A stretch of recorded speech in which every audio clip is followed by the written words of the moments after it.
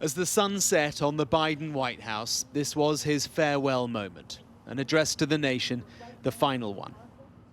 My fellow Americans, I'm speaking to you tonight from the Oval Office. And if expectations were that he would use it to list his achievements with the bitterness of a man who lost, well, then expectations were wrong. It was instead a siren song farewell.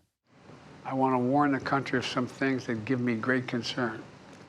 And words he perhaps hopes will echo long after he's gone. Today, an oligarchy is taking shape in America of extreme wealth, power, and influence that literally threatens our entire democracy, our basic rights and freedoms, and a fair shot for everyone to get ahead.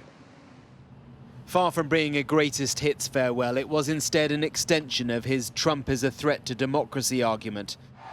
Take over, Elijah, take over. And that threat is here, the man he did not name, who represents, he said, a dangerous concentration of power.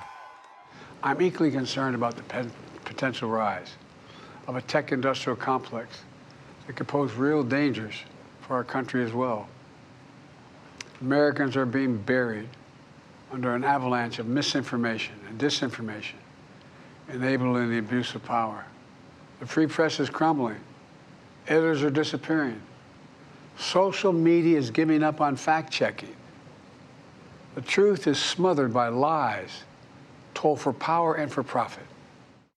President Biden knows that no one writes their own legacy. It's for others to do that. And so his message seemed to be wait and see. That in time, beyond his time, these predictions and his own achievements will be recognized, and that would be his legacy.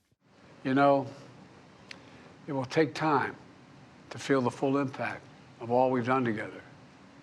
But the seeds are planted, and they'll grow and they'll bloom for decades to come.